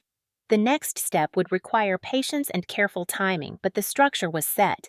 The truth had weight now. All it needed was a place to land. Once the decision was made, everything else became a matter of logistics. I did not rush. Rushing would have turned this into a confrontation, and confrontation was the language my parents understood best. I needed a setting where facts could speak without interruption, where denial would look like what it was. The opportunity arrived on its own, wrapped in celebration and expectation. My parents announced they were hosting a graduation gathering for Ethan, a small party they said would bring together family friends, and a few of his academic contacts. They sounded proud, energized, eager to showcase the success they believed reflected so well on them. When my mother mentioned it casually on the phone, asking if I could help with preparations, I heard the opening click into place. I said yes without hesitation. My sudden cooperation surprised her. She softened immediately, relief audible in her voice. In her mind, compliance meant resolution. She assumed I had accepted my place again. That assumption gave me room to work. Over the next 2 weeks, I helped in visible, harmless ways. I coordinated food. I suggested a simple program for the evening. I volunteered to handle the audiovisual setup, explaining that it would be nice to show a few photos from Ethan's school years. My father approved instantly. He liked anything that made things look organized. He did not ask questions. He never did when I sounded helpful. Behind the scenes, I prepared carefully. Martha reviewed everything with me twice. We agreed the presentation needed to look neutral, almost boring. No accusations, no commentary, just information arranged clearly. Titles were factual. Dates were precise. I labeled slides simply: contributions by month, account activity, correlated expenses, statements from my bank. I included screenshots where needed and printed copies in case technology failed. I practiced the sequence until it felt automatic. The goal was not persuasion, it was visibility. I also prepared myself emotionally. I reminded myself that this was not about humiliating anyone. It was about correcting a narrative that had harmed me and others. The attorney's warning echoed in my mind. People escalate when they lose control. I expected denial. I expected anger. I prepared to remain calm anyway. The days leading up to the gathering were strangely peaceful. My parents were in high spirits. My mother texted me constantly with details, treating me like an ally again. The normalcy felt surreal, but I did not let it distract me. I focused on what I could control. The morning of the event, I arrived early to help set up. I tested the projector and speakers. I arranged chairs so everyone would have a clear view. My father hovered, offering unsolicited advice, but he did not interfere. Ethan arrived later, excited, unaware. Watching him greet guests, I felt a brief pang of sadness for the simplicity he still inhabited. That feeling passed quickly. Simplicity built on someone else's sacrifice is fragile. As people gathered, conversations flowed easily. Compliments were exchanged. My parents basked in the attention. I stayed in the background doing what I had always done, making sure things ran smoothly. When my mother asked if I was ready for the slideshow, I nodded. She smiled, satisfied. In her mind, this was proof that everything was back under control. She did not know that control had already shifted. When it was time, my father tapped his glass and announced a few words about family and achievement. My mother followed, speaking about dedication and support. Then she gestured to me, thanking me for putting something together for Ethan. The trust in that gesture was almost impressive. I walked to the front, adjusted the microphone, and took a breath. The room quieted. I began exactly as planned, congratulating Ethan, showing early photos, acknowledging his hard work. The first few slides were harmless. People smiled. My parents relaxed. Then the content changed, not abruptly, but clearly. The title shifted to a neutral phrase about financial support over time. I did not change my tone. I did not pause for effect. I explained that I had been asked many times about the household support account and wanted to clarify how it had functioned. I let the slides advance. Dates appeared. Amounts appeared. A timeline formed. The room grew quiet, not confused quiet, but attentive quiet. I continued calmly narrating exactly what the records showed. I did not say how it felt. I said what happened. My mother's smile faltered. My father straightened. Ethan stared at the screen. I reached the slide that summarized the total contributions and felt the weight of the moment settle. This was the point of no return. I did not dramatize it. I simply read the figure aloud. I could feel the shift ripple through the room. People glanced at one another. Whispers began. I kept going. When I finished the last slide, I stopped speaking and let the silence work. I had prepared for this moment. Silence was where truth took hold. I stepped back from the microphone, hand steady, heart calm. I had done what I came to do. The records were no longer private. They had hit the table not as an accusation, but as reality. For a few seconds after the last slide appeared, no one spoke. The quiet was not awkward. It was heavy, the kind of silence that settles when people realize they are witnessing something that cannot be unseen. I remained near the projector, not because I needed to explain anything further, but because I needed to stay present. Presence mattered more than words now. My parents sat frozen, their expressions caught between disbelief and calculation. Ethan's face had drained of color. He looked from the screen to my parents and back again, as if trying to locate a version of events that would make everything fit. I did not look at him. I focused on the facts still glowing on the wall. Dates, amounts, lines that did not bend, no matter how much someone wanted them to. My father recovered first. He cleared his throat and laughed a short, brittle sound that did not invite agreement. He said there had been a misunderstanding. He said family finances were complicated.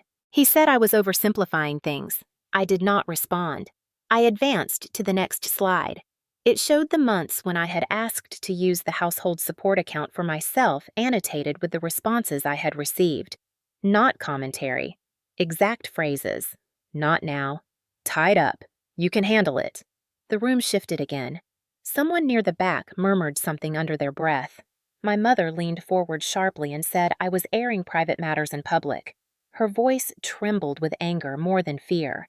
She said this was inappropriate. She said I was hurting the family. I nodded once, acknowledging the statement without agreeing to it. Then I did something deliberate. I said that I understood the concern, and that was why I had limited the presentation to verifiable records. I said anyone who wanted to review them more closely could do so afterward. I did not accuse. I did not argue. I offered access. That offer mattered. It reframed the moment. This was not a speech, it was an accounting. The next slide showed the correlation between my increased contributions and Ethan's major expenses. Tuition deposits, housing payments, equipment purchases. I did not say his name. The dates said it for me. I narrated calmly, pointing out how the timing aligned. I could feel the temperature in the room drop. Conversations about family sacrifice sound noble until numbers appear. My father stood up in his chair, scraping loudly against the floor. He said this was enough. He said I was manipulating data. He said I had always been dramatic with numbers. That accusation would have rattled me once. It did not now. I asked him evenly which number he believed was incorrect. He opened his mouth, then closed it. He did not answer. I advanced again. This slide contained screenshots from my bank showing the transfers leaving my account with reference numbers visible. I said nothing while the room took it in. I let people read. I let them process. My mother's face tightened. She shook her head, whispering to the person beside her. Ethan stared at the floor. I realized then that the presentation was no longer for my parents. It was for everyone else. People who had been told stories. People who had repeated them. People who were now reconciling those stories with evidence. When I reached the final section, I paused briefly, not for drama, but to orient the audience. I said this last part addressed the question I had been asked most often. Where did the money go? The slide showed a simple breakdown of expenditures drawn from what could be confirmed, aligned with the same timeline. I emphasized that it was incomplete by design because I had never been given full access. That honesty mattered. I did not claim certainty where I did not have it. I showed only what could be shown. As I spoke, I could feel my mother's anger turning into something else.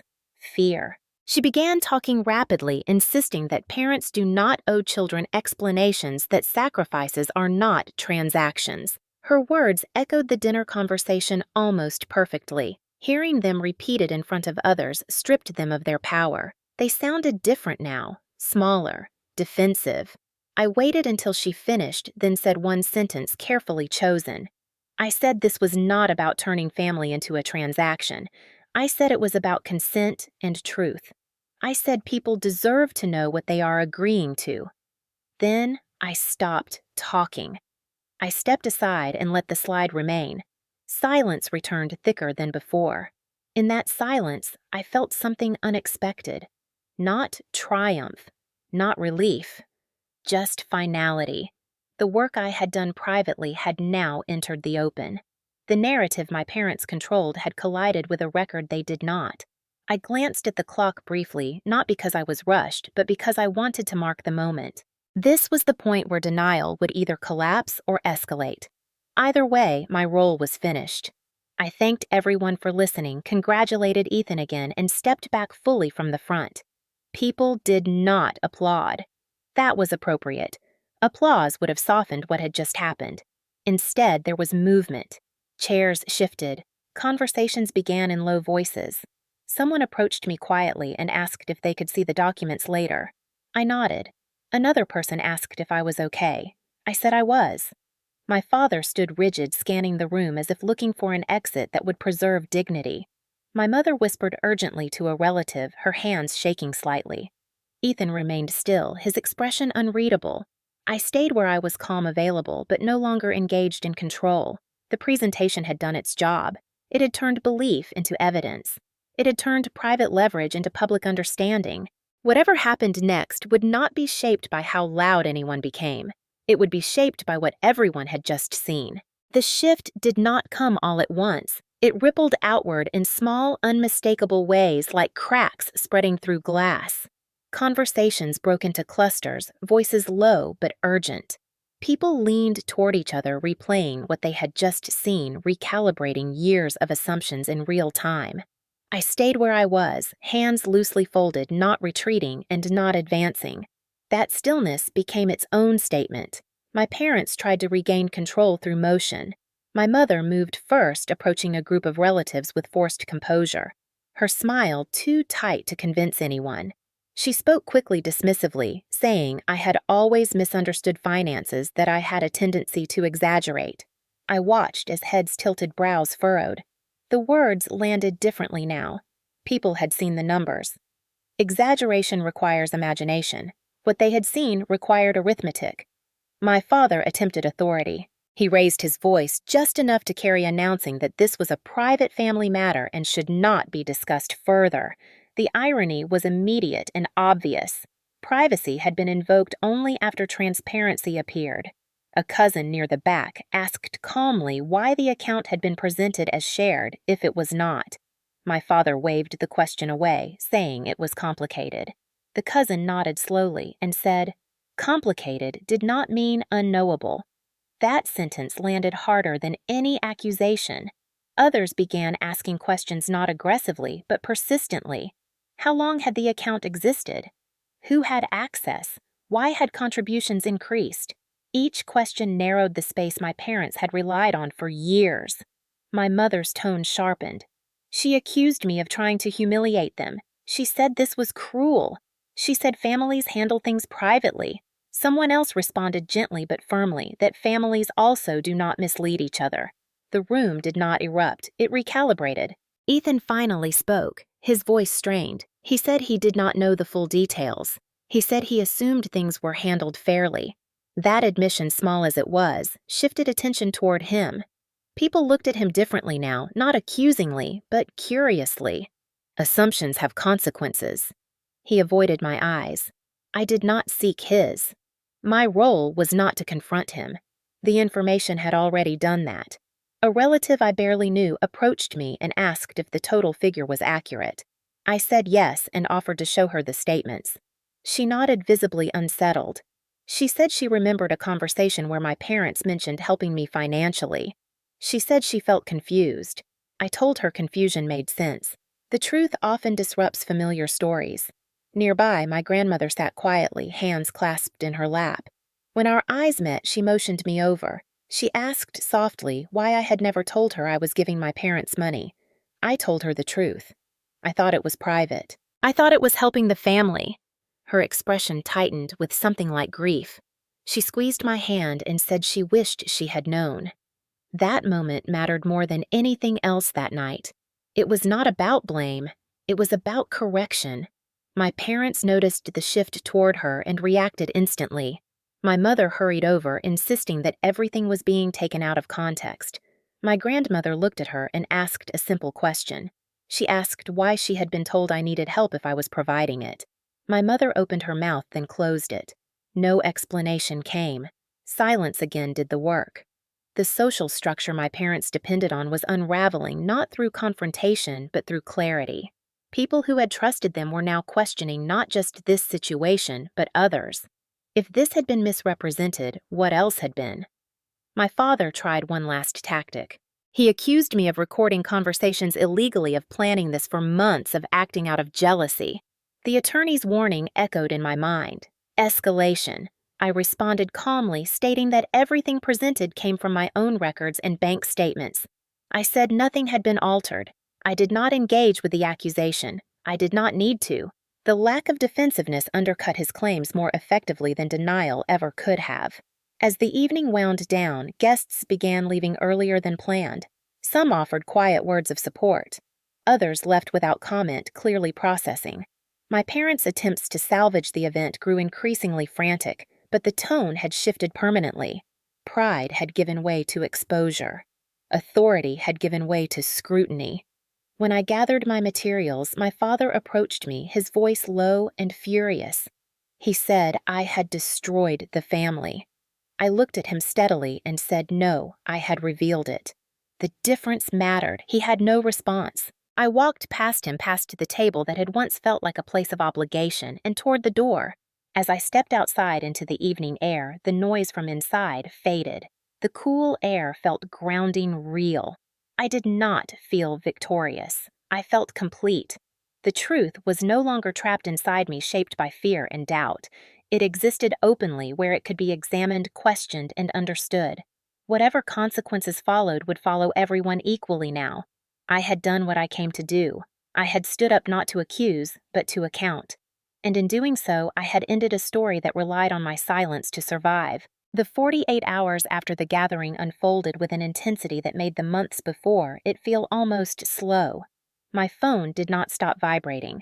Messages came in waves, some supportive, some confused, some openly hostile. I did not respond immediately. Martha had warned me this would happen. When a narrative collapses, people rush to fill the silence with explanations, excuses, and demands. I needed space to let the truth settle without interference. The first calls I returned were from extended family members who had been quiet during the event. They wanted clarification, not confrontation.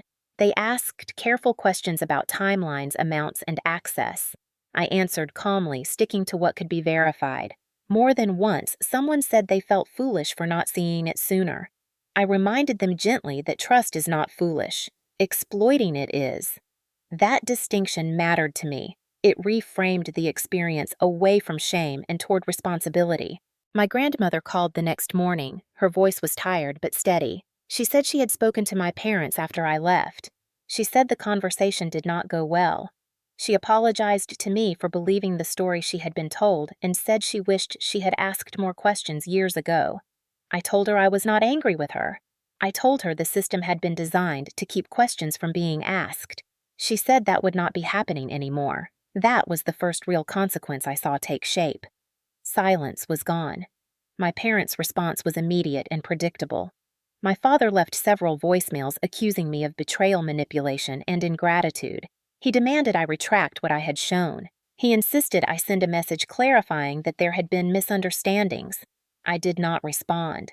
My mother took a different approach. She texted emotional appeals saying she was hurt, saying she did not recognize me anymore, saying this was not how families behaved. She framed the fallout as my failure to protect them.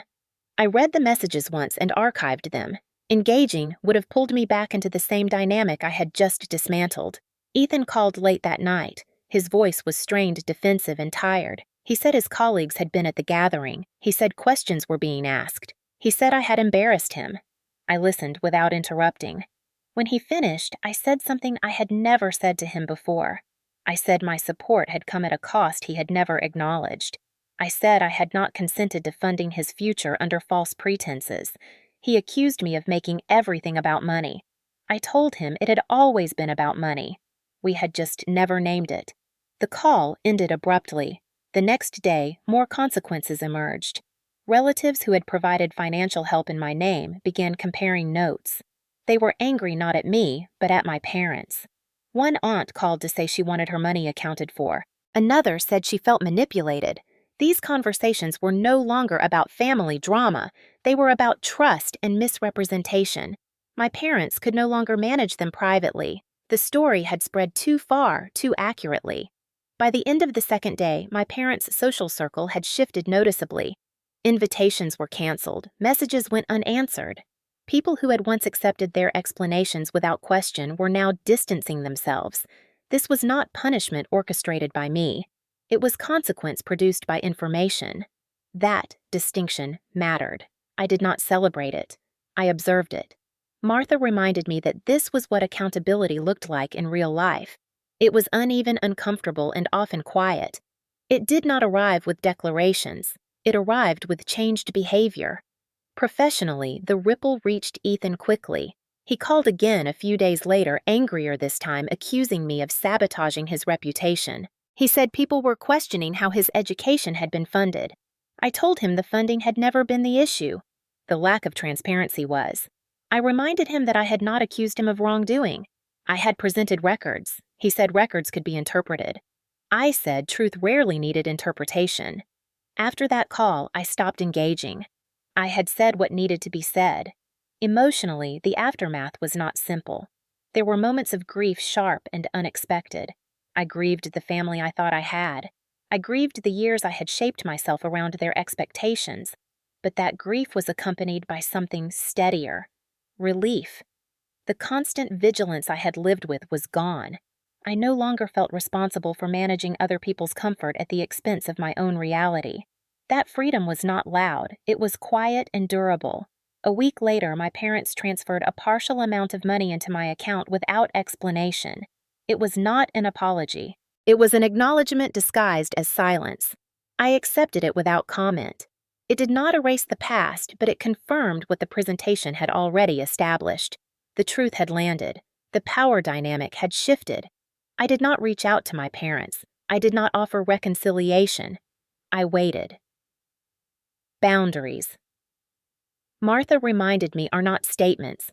They are behavior sustained over time. As the days passed, life began to normalize in ways I had not anticipated. I slept better.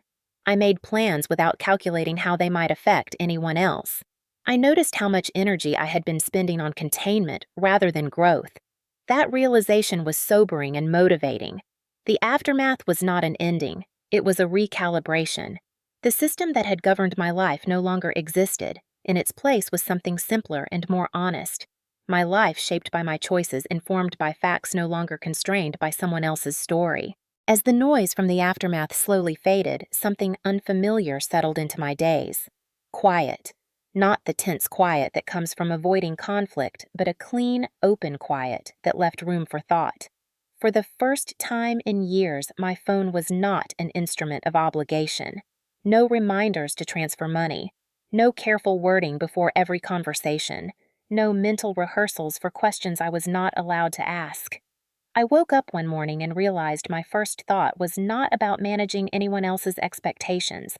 That realization alone felt like progress. I began reviewing my finances again, not out of anxiety, but out of curiosity. With the monthly transfer gone, my budget looked different. Healthier. Possibility appeared where restriction had lived for so long. I set up a separate savings account in my own name and labeled it clearly, Emergency Fund. The irony was not lost on me, but it did not sting. It felt corrective. I began making decisions that had once felt indulgent, but now felt reasonable. I enrolled in a professional course I had postponed for years. I scheduled overdue appointments without calculating how they would affect anyone else. Each small decision reinforced the same truth. My life was no longer collateral. My parents remained mostly silent. When they did reach out, their messages were cautious, stripped of authority. The tone shift was unmistakable. They no longer spoke as if they were owed. They spoke as if they were uncertain. That uncertainty did not soften me. It clarified the boundary. Control had been their language. Without it, they had little to say. Ethan's contact became sporadic. When he did call, it was transactional, focused on logistics rather than connection. I noticed how different that felt now. Without my automatic compliance, there was nothing to negotiate. The dynamic had been exposed for what it was, and neither of us knew how to reconstruct it honestly. That was not my problem to solve. I spent more time with people who did not require explanation, friends who asked how I was without attaching conditions to the answer, colleagues who respected my work without questioning my worth. The contrast was striking. It showed me how much of my energy had been spent proving legitimacy rather than building a life. One afternoon, my grandmother visited. We sat at my kitchen table, sunlight streaming in, and talked quietly. She told me she had started asking more questions in general, about money, about assumptions. She said she was proud of me not for what I had revealed, but for how I had done it, calmly, carefully, without cruelty. That meant more to me than any apology ever could. She also told me that my parents were struggling socially. Invitations had thinned, conversations were guarded. She said they felt misunderstood. I listened without reacting. Misunderstanding was a familiar feeling. I did not feel responsible for alleviating it anymore. Healing did not arrive as a dramatic moment. It arrived incrementally, in the way my shoulders relaxed without me noticing, in the way my thoughts wandered toward the future instead of looping through the past. I began planning in ways that felt expansive rather than defensive. I set goals that belonged to me, not goals that proved resilience or usefulness, just goals that reflected interest and growth. The most surprising change was internal. The voice that once questioned my right to ask had gone quiet. In its place was a steadier confidence, not loud, not performative, just present. I no longer needed validation from people who benefited from my doubt. That shift altered everything else. A month later, my parents requested a meeting. They said they wanted to talk. The phrasing was careful, non-confrontational. I considered it and declined. I told them I was open to written communication regarding finances, but not to revisiting narratives. The boundary was clear and unemotional. I did not owe them access to me simply because they asked. The choice felt right. Life continued. I advanced professionally. I made changes that would have once felt impossible. I noticed how differently I approached challenges when I was not bracing for punishment. Confidence grows quickly when fear is removed. Looking back, the dinner that started everything felt distant like a different life. Not erased, but integrated. It had become part of my story, not the center of it. The sentence my mother had repeated no longer echoed. It had lost its power. Words only control you if you believe them. I no longer did. The quiet that followed was not emptiness.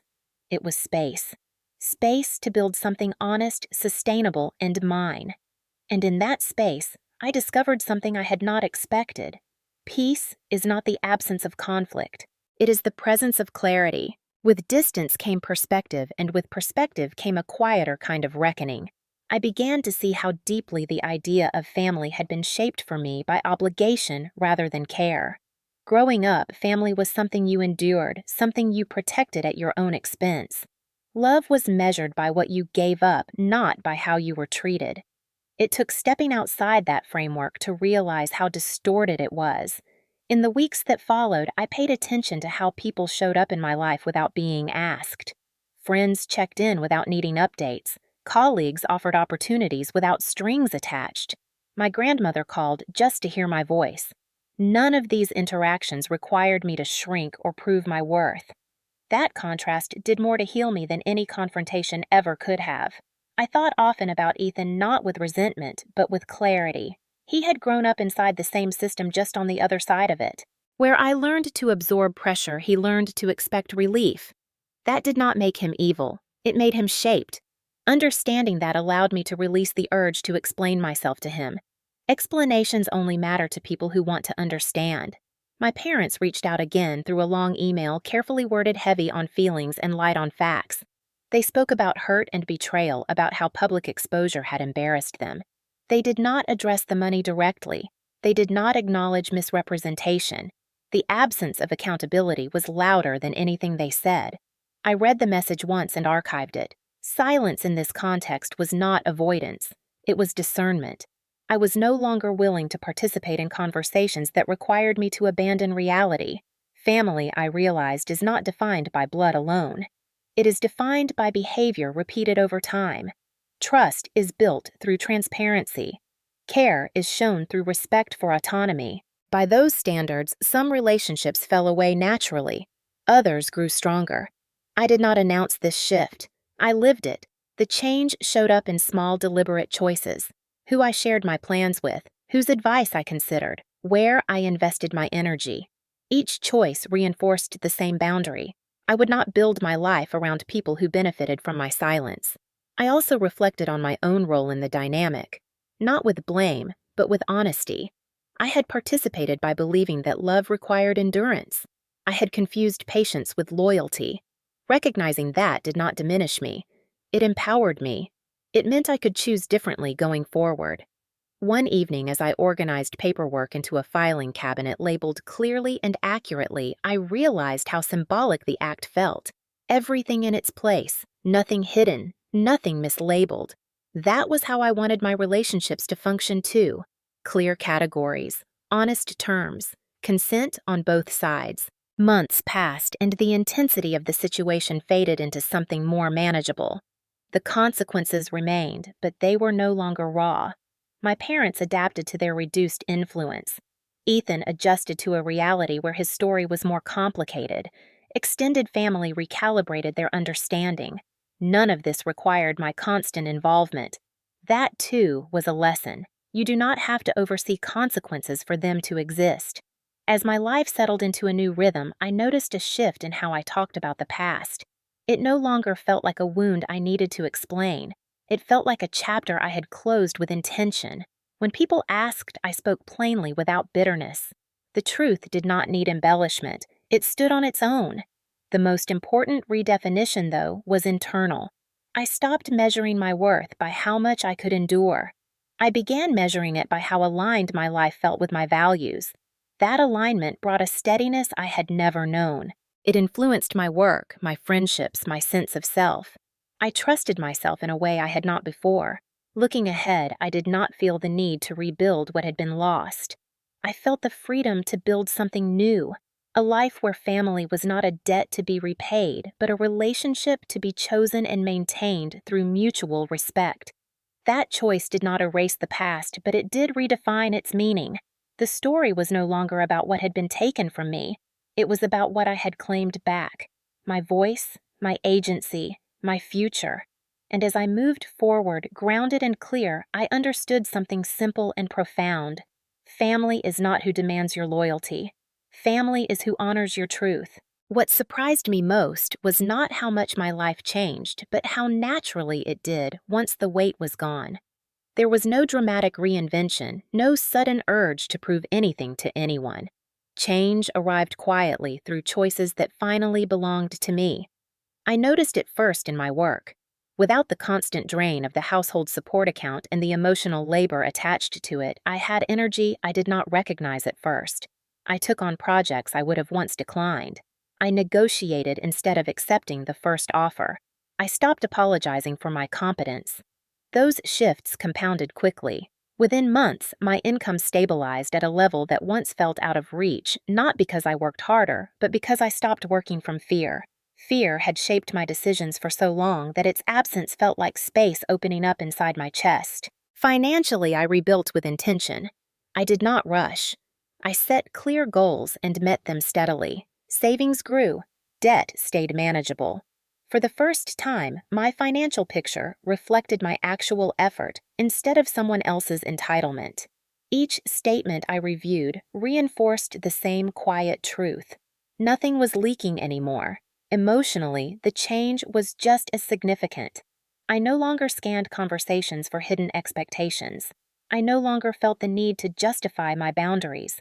When people pushed, I noticed it without reacting. That awareness acted like a filter. Some relationships faded, others strengthened. The ones that remained felt reciprocal in a way I had never experienced before. My parents eventually stopped reaching out altogether. The silence did not feel punitive. It felt inevitable. Without access to control, there was nothing left for them to negotiate. I did not chase closure. Closure had already happened when the truth became visible. Ethan's life moved forward on its own track. We existed in parallel, now connected by history but not obligation. Occasionally, I wondered if he understood the full cost of what had happened. Then I reminded myself that understanding was not a prerequisite for my peace. Extended family relationships settled into something more honest. Some apologized directly. Others simply adjusted their behavior, treating me with a respect that had been absent before. I accepted both. Accountability does not always look like words. Sometimes it looks like changed assumptions. My grandmother remained a steady presence, her quiet support a reminder that not all love is conditional. Through her, I learned that generational patterns can be interrupted without destroying everything they touched. As time passed, the story lost its sharp edges. It became something I could look at without flinching. I saw my younger self more clearly now, not as naive, but as someone who had been taught to equate endurance with worth. That belief had been reinforced repeatedly, especially because I was a daughter, not a son. Naming that truth did not make me angry. It made me precise about what I would never accept again. Precision, I learned, is the opposite of bitterness. One evening, while reorganizing my files, I came across the original spreadsheet Martha and I had built. The numbers were the same, but my reaction to them was not. They no longer represented loss. They represented clarity. They marked the moment when my life shifted from obligation to intention. I closed the file and realized I had not needed to open it in months. The evidence had done its work. I did not need to revisit it to remind myself why I chose differently now. People sometimes ask if I regret how everything unfolded. The question usually comes with an expectation, as if regret is the appropriate ending. I answer honestly, I regret that it happened. I do not regret that it ended. There is a difference. Some endings are necessary. Some truths are expensive but worth the cost. The alternative would have been a lifetime of quiet erosion, a life shaped by someone else's ledger. The life that followed was not perfect, but it was aligned. I made choices with information instead of fear. I built relationships with consent instead of obligation. I trusted my instincts and backed them with facts. That combination proved powerful. Looking back now, I see that the most important thing I reclaimed was not money. It was authorship. I became the person who decides what my story means. Standing where I am now, I understand something I could not have understood before. Justice does not always arrive through courts or apologies. Sometimes it arrives through exposure and consequence. Sometimes it arrives through the quiet act of refusing to participate in a lie anymore. That refusal reshapes everything that follows. If there is one thing I carry forward, it is this. You do not owe anyone access to your life simply because they demand it. You owe yourself honesty. You owe yourself clarity. And once you choose those, the rest aligns faster than you expect. People still ask me about the smile. Not the one in photographs from that night, but the one they imagine when they hear the story. The calm smile I wore when my mother said I owed them everything. The smile that seemed to confuse and anger her more than tears ever could have. For a long time, I did not know how to explain it without sounding detached. Now I do. That smile was not satisfaction. It was not revenge. It was recognition. In that moment, standing at the dinner table, I finally understood the rules of the game I had been playing my entire life. I understood that nothing I did would ever be enough because the point was never fairness. The point was control. The smile came from the relief of clarity. When confusion ends, fear loses its grip. I smiled because the question I had been carrying for years had finally been answered. Not by numbers or spreadsheets, but by a sentence spoken without hesitation. You owe us everything. That sentence told me exactly who I was dealing with. And once you know that, you stop negotiating with illusions. I think people expect empowerment to feel loud. They expect anger, confrontation, dramatic exits. What I learned is that real empowerment is often quiet. It is the moment you stop needing someone to understand you in order to move forward. That night, my smile marked the end of my need for their approval. Everything that followed flowed from that single shift. Looking back, I can see how carefully my parents had built their narrative and how carefully I had been placed inside it. I was the reliable one, the one who would not make trouble, the one whose needs could wait.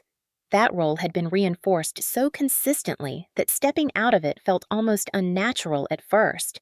But once I did, the structure collapsed faster than I expected. Control systems depend on participation. The moment you withdraw consent, they scramble. The smile also came from knowing I was no longer alone inside my own head.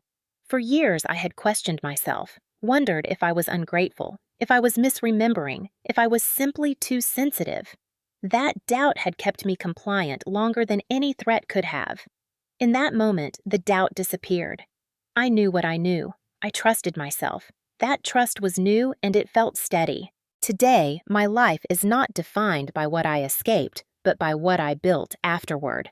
I have a career that reflects my abilities, not my endurance. I have relationships where generosity flows both ways. I have boundaries that do not require explanation. None of this makes me exceptional. It makes me honest. And honesty, I have learned, is the most stabilizing force there is. My parents are no longer central figures in my life. That fact still surprises some people. They ask if I will regret it someday. I tell them regret usually comes from betraying yourself, not from protecting your peace. The version of me who would have stayed silent to preserve appearances would have lived with regret. The version of me who stood up and told the truth lives with alignment. I choose alignment every time. Ethan and I exist at a distance now. There is no hostility, just reality. I do not carry resentment toward him. I carry responsibility for myself. That distinction matters. Responsibility is something you choose. Resentment is something that drains you. I let one go and kept the other. If there is a lesson in all of this, it is not about money. Even though money was the mechanism, it is about consent. It is about knowing what you are agreeing to and being allowed to change your mind when new information appears. It is about recognizing when loyalty is being used as a leash instead of a bond. That smile people ask about was the moment I chose myself without apology. It was the moment I stopped trying to be understood by people who benefited from misunderstanding me. It was the moment I realized that peace is not something you earn by sacrificing yourself. It is something you claim by telling the truth. If you are listening to this and something feels familiar, I want you to know this. You are not imagining it. Confusion is often the first sign of manipulation. Clarity is uncomfortable, but it is also liberating, and you do not have to burn everything down to reclaim yourself. Sometimes all it takes is standing up, breathing steadily, and refusing to accept a lie one more time. That was the night I smiled, and it was the day my life finally became my own.